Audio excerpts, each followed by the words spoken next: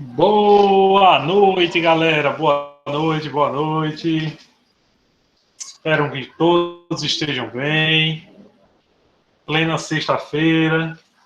Boa noite, Estamos aí. professor. Boa noite, meus queridos. Vamos lá para mais uma aula de álgebra, né? Dessa vez a gente ficou no segundo horário, igual a semana passada, né? Na quarta-feira. Acredito que semana que vem já estaremos voltando para o modo presencial. Para quem vai ficar online, vocês irão ficar vendo, né? Nossa aula online de lá, né?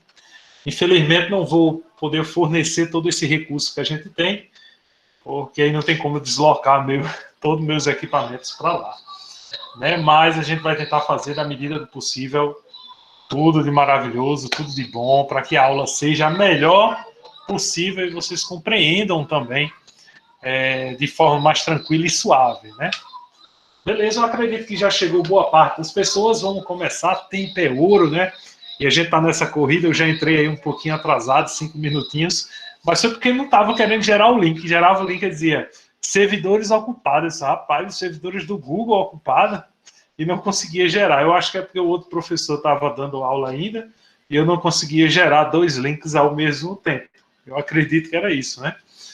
Mas quando eu esperei um tempinho, pegou e tá aí, estamos aqui para contar a história, né? Então, ó, na aula de hoje, deixa eu colocar aqui o nosso slide.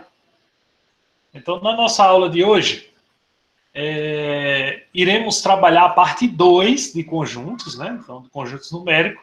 Essa parte 2 de conjunto numérico é nessa parte 2. Né? A parte 1 a gente viu mais uma teoria, a gente viu toda aquela simbologia, né? Como era a nomenclatura dos conjuntos, como era que surgia a ideia de conjunto, né? Toda essa parte teórica.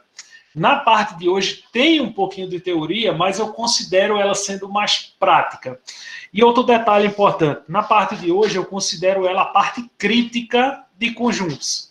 Você compreendendo bem essa parte 2, por isso que eu recomendo você pegar essa aula, assistir 2, 3 vezes. Então depois tu pega, assiste, reassiste, até encaixar bem esse conteúdo, porque as más línguas por aí afora dizem que quando se entende sobre relação de pertinência, de condição, sobre todas essas relações entre os conjuntos numéricos, união, intersecção e todos esses detalhes, abre um leque no cérebro do estudante em que ele vai aprender e desenvolver duas habilidades. Uma habilidade na parte de raciocínio lógico, que tem a ver em relação aos conceitos de conjuntos, e a outra habilidade que abre as portas do que vem para o que vem na frente, que é o conteúdo de funções. Acredita-se que pessoas que compreendem essa parte de hoje que a gente vai trabalhar são aquelas pessoas, né, deixa só eu aceitar mais um aqui, acredita que quem entende essa parte de hoje será aquelas pessoas que criteriosamente se dão bem em funções. Ah, professor, eu me dei mal, eu não gosto de função. Normalmente eu acho função muito ruim, professor.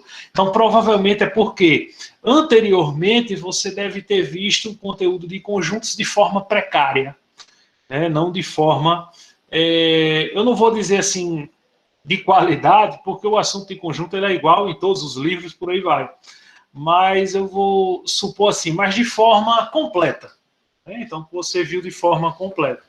E aí, vamos lá. Deixar de falar muito aí, deixa eu colocar, né, no famoso encaixamento, né, da nossa amiga Vitória. Não sei se ela está por aí. Vocês viram o slide aí, né, para ela ver direitinho aí. Beleza? Tá todo mundo vendo o slide aí direitinho? Se tiver embaçado, é só esperar que ele vai normalizar. É porque a internet demora um pouquinho para completar todos os pixels aí, tá bom? Vamos embora. Clicar no meu slide aqui. Para a gente. Então, vai lá. Na aula anterior, como eu disse, a gente viu toda a parte teórica e parou exatamente nesse ponto. Eu até comentei sobre esse ponto rapidamente, mas eu não posso deixar de avançar se eu não comentar de novo sobre esse ponto. A relação de inclusão. A relação de inclusão de um conjunto ela é tão importante porque ela vai definir para vocês uma série de coisas. Para você ter ideia, esse conceito aí que vocês estão vendo na tela de vocês tem importância até na geometria. Para você compreender conceitos primitivos e postulados, por exemplo, da geometria, é necessária essa ideia da relação de inclusão. Tá bom? Então, é necessária essa ideia toda para se ter, né, esse processo todo aí. Então, você começa a observar o seguinte. Deixa eu só aceitar mais um aqui que chegou. Beleza. Então, você começa a observar que a relação de inclusão, ou o estar contido ou não estar contido, tem tudo a ver em relação a conjunto. E eu deixo bem claro um bizu importantíssimo, tá bom? Quem dera meus professores de ensino médio dissessem isso a mim, que a relação de inclusão, ou seja, do estar contido e não estar contido, só pode ser feita entre conjuntos. Ou seja, eu só posso comparar um conjunto com outro conjunto. Tá bom? Então, só posso fazer essa comparação, conjunto com conjunto. Em nenhum momento, eu posso fazer essa relação aí, né, de conjunto e conjunto, com elemento. Então, por exemplo, eu não posso dizer assim, apesar que no nosso português, na linguagem dá certo. Então, vamos imaginar que eu tenho um conjunto A aqui, e esse conjunto A tem os seguintes elementos, 1, 2 e 3. E aí, se eu disser que 3 está contido em A, está correto, né, no português. Mas na matemática isso está errado, porque eu estou relacionando um elemento com um conjunto. Então, eu só posso relacionar conjunto com conjunto. Como assim, professor? Deixa eu apagar aqui. Se eu tivesse agora um outro conjunto, o conjunto B, que ele só tem esses dois elementos aqui, 1 e 2. Aí agora eu posso colocar a relação, dizendo que A não contém B, ou seja, não está contido em B, porque você vê que A não cabe em B, mas B está contido em A. Beleza? Tranquilo, meu povo? Né? Então, essa relação de inclusão, ela tem essa importância, né? Esse detalhe, e é bom você entender bem isso. É só entre conjunto com conjunto. Imagina a minha mão aqui, é um conjunto de dedinhos. Vocês estão vendo aí embaixo, aí, pequenininho. Deixa eu ampliar aqui. Então, ó, minha mão é um conjunto de dedinhos. Conjunto de dedinhos aí. Essa é a minha mão, conjunto de dedos. Então, vamos dizer que eu estou com a mão do Lula agora, né? A mão do Lula só tem os 4 dedinhos aqui. Eu posso dizer que essa minha mão aqui, que tem 4 dedinhos, ela está contida nessa mão que tem 5 dedinhos. Mas a mão que tem 5 dedinhos, ela não está contida aqui, porque aqui só tem 4 dedos. Eu tinha um elemento aqui dessa mão que está de fora. Tá bom? Então, tem um elemento aqui que está de fora e não pode ter essa relação. E isso aí prova para a gente o quê? De que essa relação ela não é comutativa. Ou seja, ela não possui uma inversa. Né? Então, o estar contido. Professor, por que isso vai contribuir em geometria? Em geometria vai existir situações em que ele quer saber se uma reta pertence a um plano. Essa reta ela só vai pertencer a um plano se ela estiver contida no plano. E usando a ideia de conjunto, eu tenho que entender que para uma reta ela está contida no plano, todos os pontos que pertencem à reta também tem que estar dentro do plano. Para o conjunto, né, esse conjunto inteiro, ele está relacionado. Então, por isso que tem contribuição, né, tem essa ideia aí para geometria. Tá bom? Vamos avançar aí. Aí, tendo a relação de inclusão, também temos a relação de pertinência. Tá bom? Então, também temos aí a relação de pertinência. A relação de pertinência já é uma relação mais suave, porém, né, até eu vou cortar ali um negócio ali, eu acabei de perceber ali que eu digitei errado, né? Então, vou fazer um corte aí rápido. Fazer até o corte aqui ao vivo, né? Porque é como já dizia o amigo Faustão, né? Quem sabe faz ao vivo. Então vamos lá. Deixa eu consertar aqui para vocês. Por quê? A relação do pertence... Oxê, vá, meu filho. A relação do pertence, ela não é entre conjunto, tá bom? A relação do pertence, ela é uma relação entre elemento e elemento, tá bom? Então, deixar bem claro aqui, ó, que é entre elemento e elemento, tá bom? Ó, edição ao vivo, viu aí? Né? Então, entre elementos, eu acabei de ver aqui, acho que Vitória não veio para aula hoje não, né? Faltou. Eu vou ampliar mais o slide aí para vocês. Ok? Deixa eu ampliar aqui. Então, entre elementos e elemento. Ok? Ó, relação de condição, conjunto com conjunto, e relação de pertinência, elemento e elemento. Ok? Né? E aí deixar bem claro, pode ser elemento e elemento, ou conjunto. Só não pode conjunto com conjunto. Tá bom? Então, conjunto com conjunto. E aí a gente vai ter o seguinte, tem aqui um conjunto. 1, 2, 3, o mesmo esquema. Aí agora eu posso dizer que 3 pertence a 5 não pertence a. Então eu posso dizer isso, tá bom? Eu posso dizer isso numa boa por esse fato aí, né, que temos em relação à relação de pertinência. Ok? Então, pertence e não pertence. Só entre elementos e conjunto. Elemento com conjunto. Isso, pode ser. Tá bom? Aí você pode estar perguntando, professor, dê um exemplo aí de elemento e elemento. Por exemplo, né? Se eu tiver aqui isso aqui, o A, 1, 2, aí aqui eu tenho 4, ó, um subconjunto. Observa que esse subconjunto aqui, apesar de ser um conjunto, ele está no papel de elemento. Aí eu posso dizer ó, que esse subconjunto 4 pertence a A. Por isso que eu posso comparar ó, na função de elemento com conjunto. Ok? Função de elemento com conjunto. Vamos lá, vou avançar. Aí eu trouxe um exemplo aí para a gente praticar um pouquinho e a gente pode relacionar aí. Vamos pôr em prática essa teoria, né, que a gente está vendo aí. Rapaz, passou uma moto aqui? Não. Para mim é carnaval de novo. Ó, temos aí o conjunto A, o conjunto B e o conjunto C, que vocês estão vendo aí, com as figurinhas aí bem bonitinhas. Né? Cheio de animaizinhos aí. Você pode dizer, eita, o professor agora está chamando a gente de criança. Não, a questão não é chamando vocês de criança, né? Na verdade, é que tendo essa ideia de conjunto, vai ser mais prático para você entender. Bom? Então, você terá uma praticidade melhor para compreender essa situação aí. Tá bom?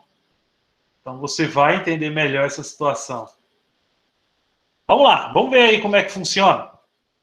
Temos o conjunto A, B e C. Vamos fazer a comparação aí. O porquinho, em relação ao conjunto A, ele pertence ou ele está contido? Pode sim, pode estar fora das chaves, Laiane. Vamos olhar aqui a ideia aqui, o porquinho aqui, ele está sem chaves. Então, ele, em relação ao conjunto A, ele pertence ou ele está contido? E aí? O está contido só usa com conjuntos. Tá bom? E o pertence é o único que trabalha com os elementos. Né? Então, a gente pode dizer aqui que o porquinho pertence ao conjunto A.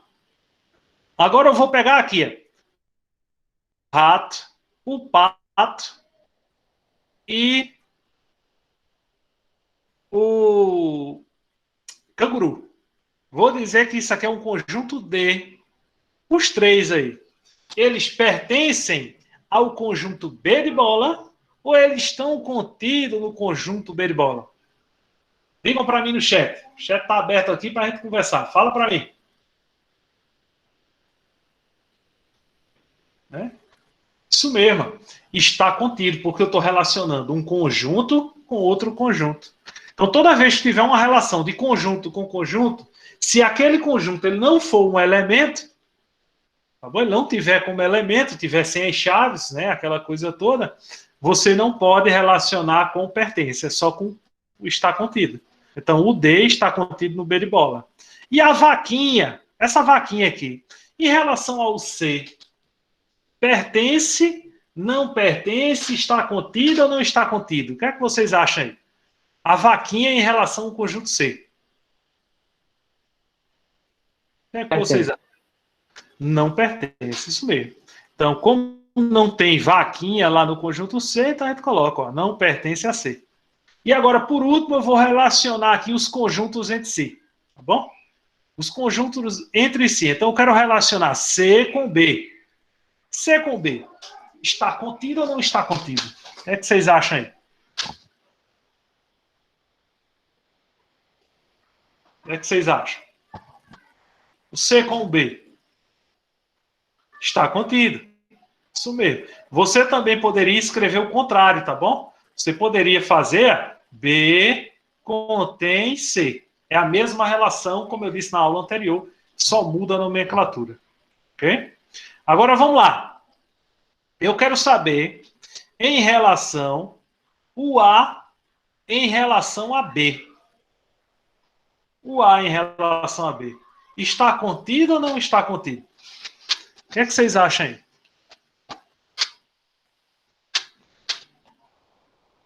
Não está contido. Não está contido, né? E aí é bem simples a gente perceber. Por quê? Do A, ó, a gente tem a ovelhinha, tem esse galo, tem um elefante que não está no conjunto B. Por isso que a gente diz que não está contido. Então você começa a perceber que esse processo aí que a gente está acabando de fazer, você fez, vamos imaginar aí que você está com 16, 17 anos, então você fez há 16 anos atrás. Né? Nem 16 anos, há menos anos aí, né? 14 anos, quando vocês entraram na escola, você fez esse mesmo processo que a gente acabou de fazer, só que não com essa visão.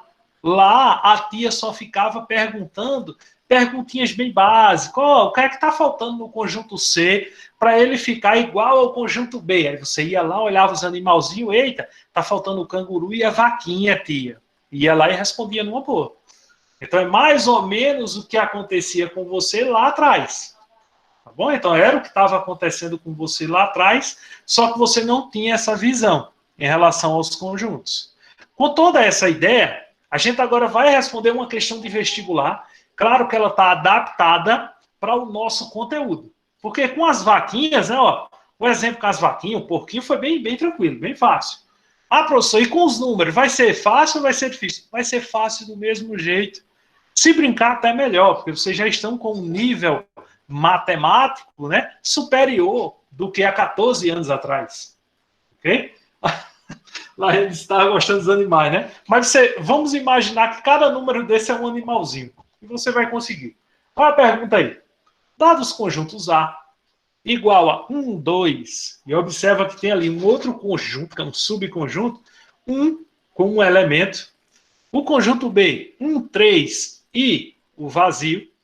E o conjunto C, 3 e 4, 3 e 4, como um conjunto ali, e o vazio. Aí ele diz, assinale verdadeiro ou falso nas afirmativas abaixo. Antes de responder uma questão, só uma observação. Uma observação importantíssima para vocês. Ah, professor, que observação é essa? Ó, independente se aparece ou não, o conjunto vazio está presente, né? Ou vou usar a linguagem, né? Está contido em todos os outros conjuntos.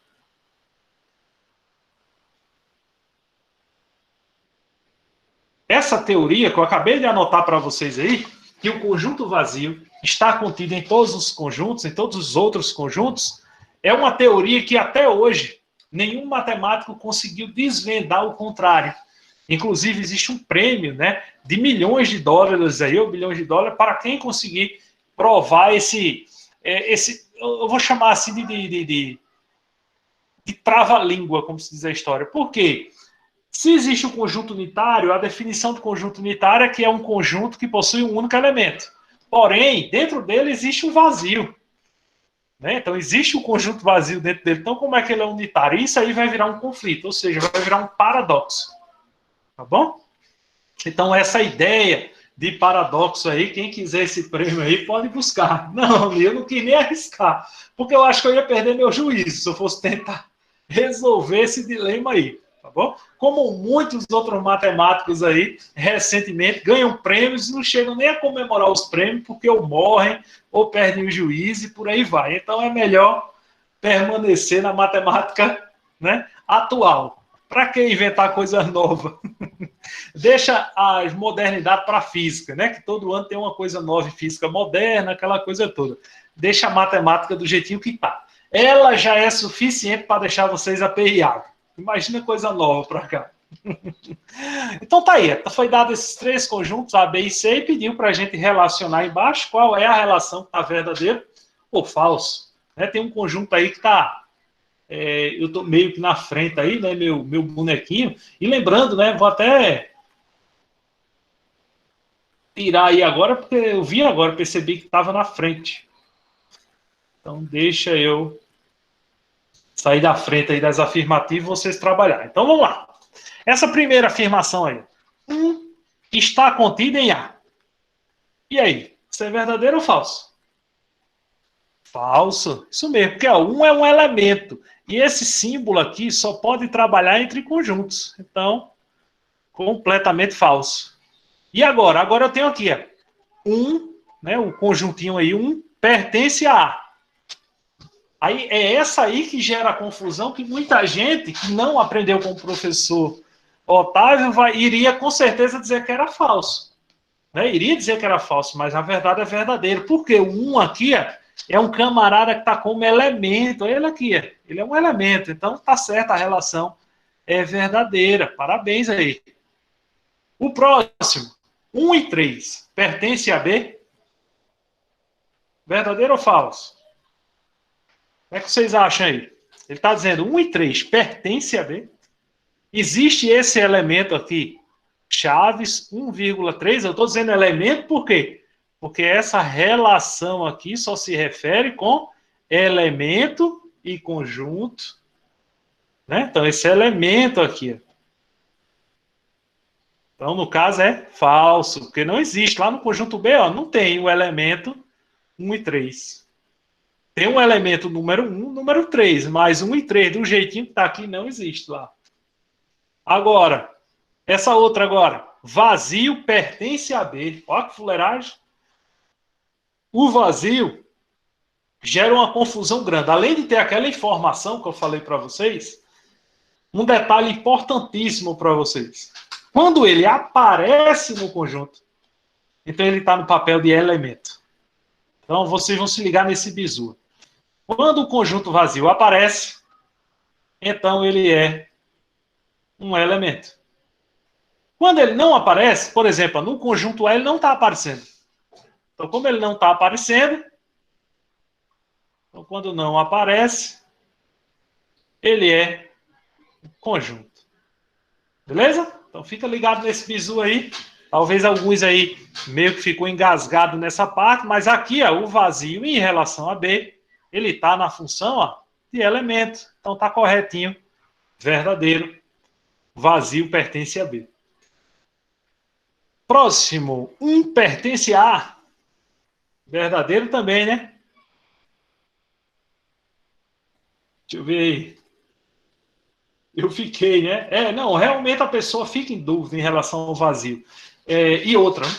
Foi bom até a gente ter tocado nesse ponto, porque esse exemplo ele foi praticamente trazido a dedo para vocês, porque eu não sei que danado tem, mas quem for fazer SSA3, por exemplo, vai se deparar com situações como essa, que quando ela envolve questões que envolvem conjunto, eles têm o costume de colocar conjuntos relacionados com o vazio aí, porque sabe que muita gente ó, não se arrisca nesse campo aqui. Eu conheço colegas de trabalho que têm medo até de falar isso aí. Tá bom? Recentemente, eu conheci até colegas que eu disse, rapaz, como é que está o andamento aí, né, em relação às aulas, vocês online aí e tal, não sei o que, quiser uma ajuda, eu dou um apoio aí. Eu juro a você que abrir uma boca só. Não vejo a hora de abrir. Eu não quero ninguém vendo eu errando na coisa. Mas, rapaz, errar é humano. Hoje mesmo eu estava dando aula, fiz uma conta todinha. Aí, quando foi no final, o menino fez, professor, eu acho que o senhor errou um sinal ali. Eu disse, mas rapaz, porque ele me disse antes. E quando eu vi, eu errei o sinal mesmo. E fui lá e disse, galera, então vamos apagar e vamos terminar aí, vamos fazer certo, né? Errar é normal, é humano, qualquer um pode errar. Principalmente na matemática. Eu mesmo considero o erro na matemática mais importante do que o acerto, você sabia? E você pode estar perguntando, mas por que, professor, o erro é mais importante? Porque quando você erra e que você achou o erro, já acende um alerta para o teu cérebro dizendo, tu sabe de alguma coisa. Porque se você encontra o erro, você sabe de algo. Bom, você aprendeu algo para entender que aquilo ali é errado. Agora, quando chega um aluno, por exemplo, que ele diz, professor, eu comecei a calcular aqui, mas eu não sei nem para onde vai. Não sei nem se está certo. Eu olho o cálculo, mesmo que ele chegou no gabarito certo, eu peço para ele refazer de novo a questão. Porque pelas palavras dele foi suficiente para provar a mim que ele não sabia o assunto. Ele memorizou provavelmente o passo a passo, mas ele não sabia o conteúdo porque ele não conseguiu encontrar o erro. É igual aos nossos problemas da vida, né, no cotidiano. Né? Geralmente o povo de fora é que vê os erros da pessoa, né? O povo de fora é que aponta os erros. E a gente dentro raramente não sabe que está errando. Né? Aí tem gente que diz, porque eu não percebi. Na verdade é porque a gente não tem aprendizado suficiente para saber se está errando ou não. Se está fazendo certo ou não. A gente não tem aprendizado. Aí normalmente precisa de alguém de fora, chegar para vocês, tá errando nisso, está falhando naquilo. Aí você começa a enxergar e começar a aprender sobre você, refletir sobre aquele erro, e aí é quando você chega à conclusão, se está errando ou acertando, porque você aprendeu. Não é o que acontece aí no nosso dia a dia. Então, em matemática, quando você errar, não se assuste, não. Agradeça, diga, oxe, ainda bem, pelo menos eu sei onde é o erro. Eu quando saía da universidade das provas, aí às vezes eu ia conferir o gabarito, os colegas ficavam, eita, macho, errasse demais, sabe? Mas pelo menos eu estou sabendo onde errei. Aí os meninos, Soxen, como é que vai fazer para recuperar? Eu disse, na próxima prova eu já não erro isso aqui mais. Né? Aí, por vantagem, quando o professor colocar na próxima prova, então as minhas primeiras provas eram sempre notas baixas na universidade. Eu sou sincero, eu não tirava as notas boas, não. Uma cadeira ou outra, mas as cadeiras mais pesadas, principalmente quando eu não conhecia a metodologia do professor, a primeira prova era nota baixa, 5 mais ou menos ali na média. E aí eu não me preocupava, não. Quando era na segunda prova, além de conhecer o método do professor, eu já tinha estudado os meus erros. E aí, quando caía novamente aquilo lá, eu não ia errar mais. E aí, normalmente, o professor colocava 50% do que foi cobrado na prova anterior, colocava na prova. Então, eu já ia para a prova garantindo 5. O que viesse era lucro. Né? O que viesse de ponto aí ia ser lucro para quem tirou 5 na primeira. E aí, normalmente, beirava ali, vou ser um pouco modesto, mas beirava ali 8,5, 9, 9,5, 10, até chegar a 10. Né? Então, eu lembro até de professores dizendo, rapaz, você está indo para a final aí, você tão esforçado, não sei o que você é, professor, mas foi porque a primeira prova eu me arrebentei. Mas eu vou me dedicar para conseguir garantir a média final aí, tá acima do 7. E realmente, ela batalhava porque eu estava estudando em cima dos erros. Então, não considere quando você errar, não se chateie, não se estresse, não. Então, essa daqui é verdadeira, né? Porque 1 pertence a, tá corretinho. Elemento com conjunto. Agora aqui, 1 e 2 pertence a? Existe esse elemento? Verdadeiro ou falso? Falso. Essa próxima agora, 1 e 3, está contida em B, agora veio. Agora é uma pausa. 1 e 3 é um conjunto. Ele não disse se era conjunto D, E ou F, mas ele está chamando de conjunto. E esse conjunto está contido em B? Sim ou não? Verdadeiro ou falso? O conjunto aqui, ó, 1 e 3, está contido em B? Aí a gente vai olhar, ó. O conjunto 1 e 3 tem os elementos 1 e 3, e o conjunto B também tem os elementos 1 e 3. Então, nesse aqui, isso aqui é verdadeiro, tá bom? Verdadeiro. Porque aí eu tenho um conjunto. Ó. Vê que do lado dele eu estava com a relação ó, de pertence. Aqui agora eu tenho estar contido. Tá bom? Então eu tenho um conjunto I3, ele está contido lá dentro do B. Porque tem os mesmos elementos. Só o que mudou ali foi o sinal. Aí embaixo agora, 3 e 4. Pertence a C? Aí eu vou olhar. Eu tenho aqui ó, o 3 e 4 como elemento. Então ele pertence a C sim. Então verdadeiro. Agora o 1 aqui, ó, mais uma vez, um elemento. Está contido em A? Aí nesse aqui, eu vou colocar um asterisco. Porque esse danadinho está como elemento. O 1 aqui está como elemento. Mas eu poderia dizer que esse conjunto aqui, eu poderia dizer que esse conjunto é um conjunto E, por exemplo. Então, se eu dissesse que é um conjunto E, se tornaria verdadeiro. Mas para a nossa relação, eu acredito que quando foi feito o enunciado não estava querendo se referir para esse lado, mas eu vou deixar o asterisco. E a gente coloca falso porque esse danadinho está na função de elemento. E elemento não se relaciona na relação de inclusão. Bom, 1 e 2. Está contido em A? Verdadeiro ou falso? E aí? 1 e 2. Verdadeiro ou falso? Aí vamos ver. Tem aqui 1 e 2. É a mesma relação do 1 e 3 aqui. Ó. Está contido em A. Ó, o elemento 1 e 2. Então está contido. Verdadeiro. Conjunto 3 e 4. Está contido em C?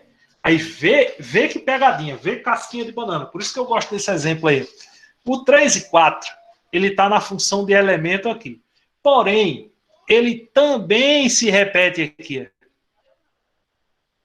Beleza? Ele também se repete. Por isso que essa primeira, que eu vou até deixar destacada, ela tem um asterisco. A mesma coisa se aplica ao 3 e 4. Vou até deixar destacado aqui para vocês, porque nessa situação, ó, eu tenho, vê, na primeira eu tenho 1 aqui como elemento, tem um mesmo aqui, né, o número 1 como elemento, e tem um conjunto 1 como elemento. Vê, eu tenho as duas situações, é a mesma coisa que se aplica aqui. Então, na mesma situação, tá bom? Estou na mesma situação aqui que ele. Se a gente for tratar como elemento, isso aqui se tornaria falso. Mas se for tratar como um conjunto, por exemplo, fosse um conjunto F, estaria verdadeiro, porque existe o elemento 3 e 4. Por isso que eu coloquei o asterisco aí, porque teria duas respostas para vocês. Então, quem marcou verdadeiro estaria correto, tá bom? E quem marcou falso também estaria correto, porque ia depender do ponto de vista aí. Né? Mas, claro, que a questão iria determinar situações como essa para fazer você escolher a opção correta, né? E agora, vazio, está contido em B? Tá bom? É a mesma relação de cima. O vazio aqui aparece, está no sentido de elemento. Porém, dentro de todo conjunto, existe um conjunto vazio. Não é o que a gente determinou lá? Ó? É o que está determinado aqui. Ó. Dentro de todo conjunto vazio, até o vazio mesmo, existe um vazio dentro dele. Então, dentro de todo conjunto, existe um conjunto vazio. Se dentro de todo conjunto vazio existe um vazio, então isso aqui nos torna verdadeiro. E eu vou colocar o asterisco por conta dessa relação, para você entender bem sobre isso. Dentro de todo conjunto sempre terá um vazio. Até dentro do próprio vazio. Né? Quem for seguir a carreira de exatas, de engenharia, vai ter a oportunidade de ver que o conjunto vazio ele não é vazio. Ele só tem muitos vazios dentro dele, e outros vazios e vazios. Como o conjunto unitário, ele não é unitário, mas é chamado de unitário, por possuir um único elemento visível, mas dentro dele tem vazios e vazios e vazios. Beleza? Tranquilo até aí, galera? Então viram, professor, ficou um pouquinho mais difícil aquela coisa toda, mas por quê? A questão colocou casquinha de banana. E eu trouxe essa questão exatamente para chamar a atenção de vocês sobre isso. Se ligar nas casquinhas de banana. Ok? Então, se orientar quanto a isso. Teve um aluno que perguntou para mim, fez, professor, a gente vai demorar muito para chegar em função? Eu até respondi a ele, não sei nem se ele está na sala, se ele estiver na sala, ele quiser se pronunciar, fica à vontade. E eu respondi a ele no Zap claramente, dizendo, não se preocupe com o tempo que a gente vai chegar em função ou o tempo que a gente vai passar lá. se preocupe com o tempo que você terá de oportunidade para aprender o conteúdo. O ano é longo, começou agora. E esses conteúdos iniciais de álgebra são os conteúdos mais importantes, né? Vamos ver, tem mais uma pergunta aí. Laiane disse, vazio pode se considerar conjunto, né? Sim. Como também pode se considerar elemento. Como você está vendo aí, quando ele está aparecendo, ele tem a função de um elemento. Quando não aparece nada, ele tem a função de conjunto. Só que dentro de todo vazio tem sempre um conjunto vazio. Dentro de todo conjunto unitário tem um conjunto vazio. Dentro de qualquer conjunto terá sempre um conjunto vazio. Beleza? Vou avançar aqui. Mais alguma dúvida?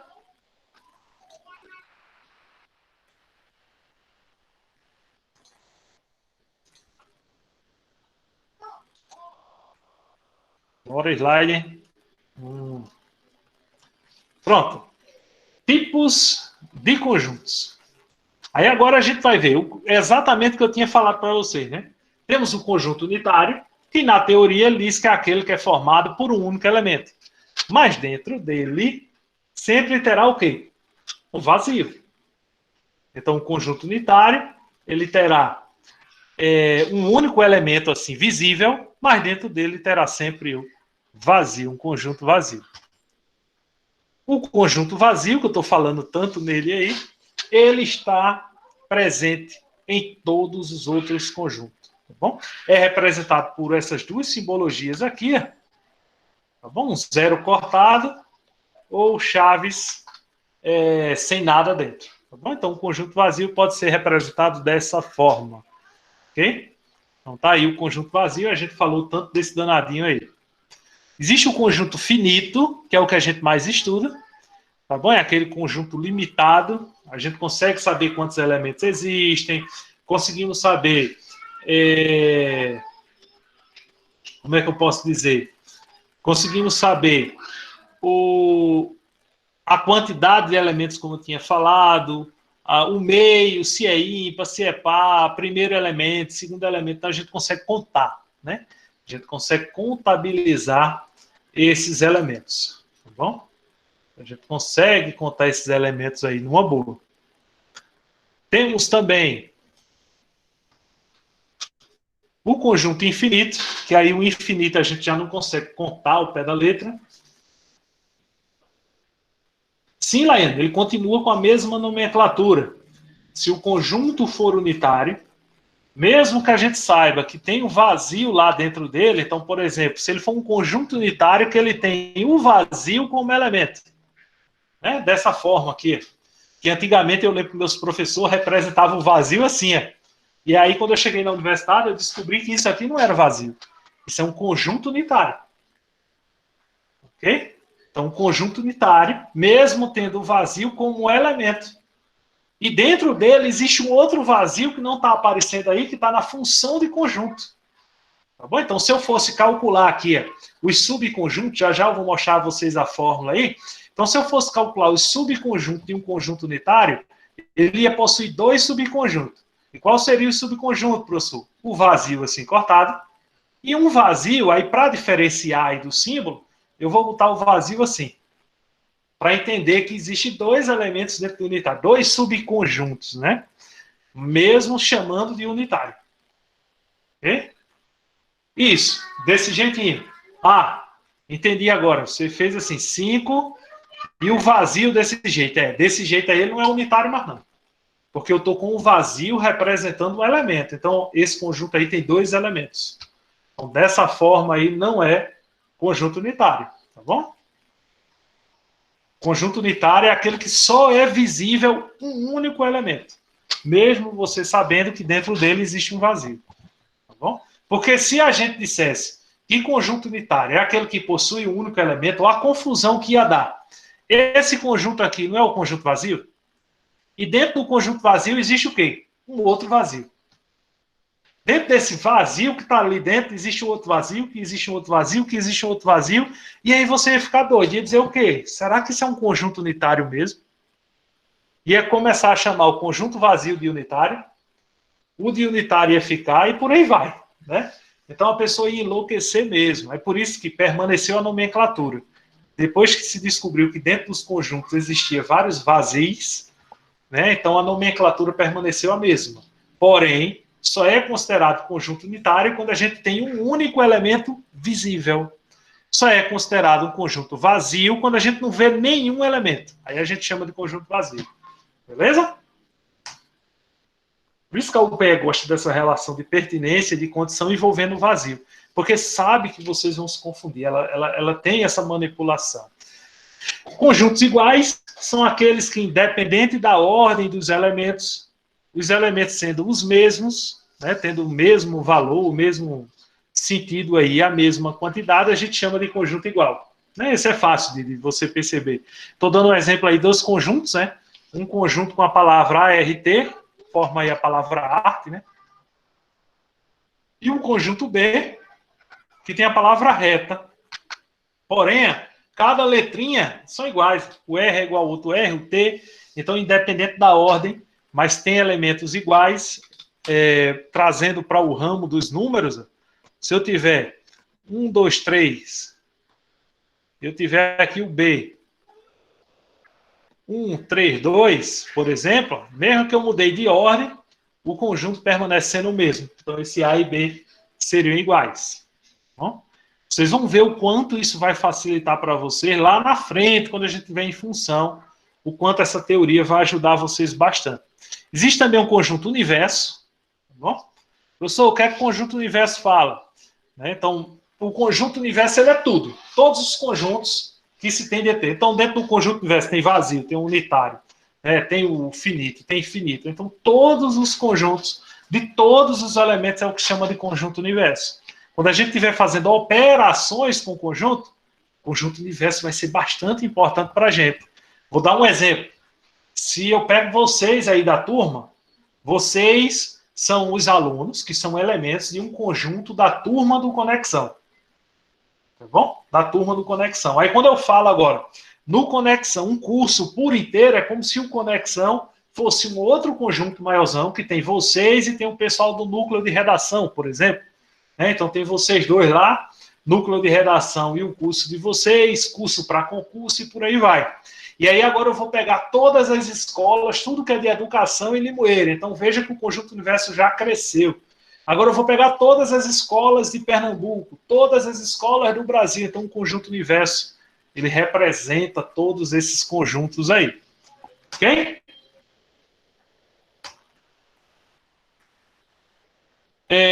Pronto. Aí era para eu fazer a pergunta a vocês, mas acabei adiantando a resposta, né? Louco que sou eu. Quais são os números menores que 5? Aí, quando se faz uma pergunta como essa, na hora da questão, você ia ficar doidinho para responder, porque a resposta dependia de qual conjunto universo ia ser considerado. É o conjunto dos números naturais? É o conjunto dos números reais? Como eu disse, o conjunto universo existem vários. Sempre um é maior do que o outro. Um engole o outro. Tá bom? Quem já jogou um joguinho chamado Agariol, né? Se não me engano era H.io. Se não me engano era assim.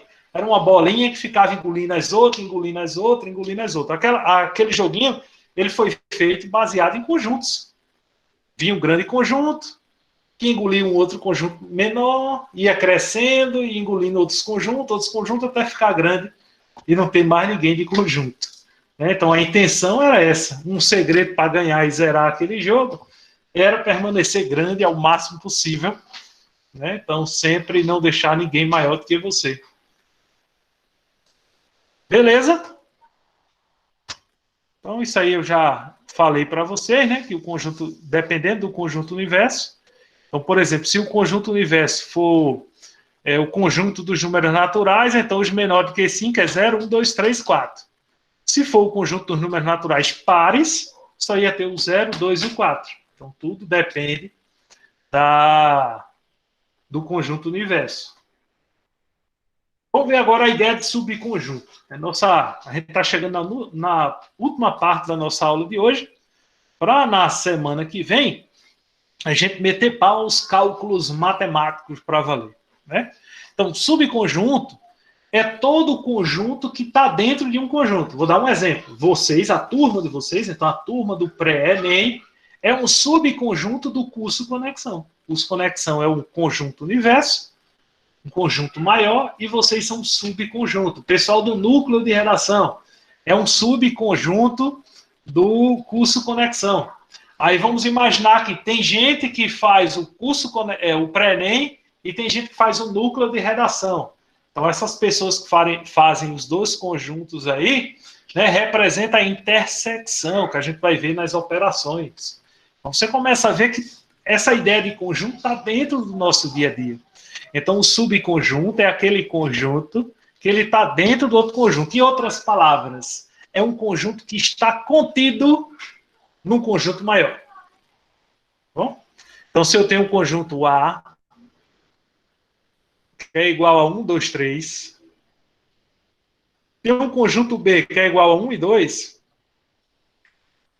como B está contido em A, eu posso dizer que B é um subconjunto de A. Beleza? Ah, Laiane está doidinha com o vazio, né?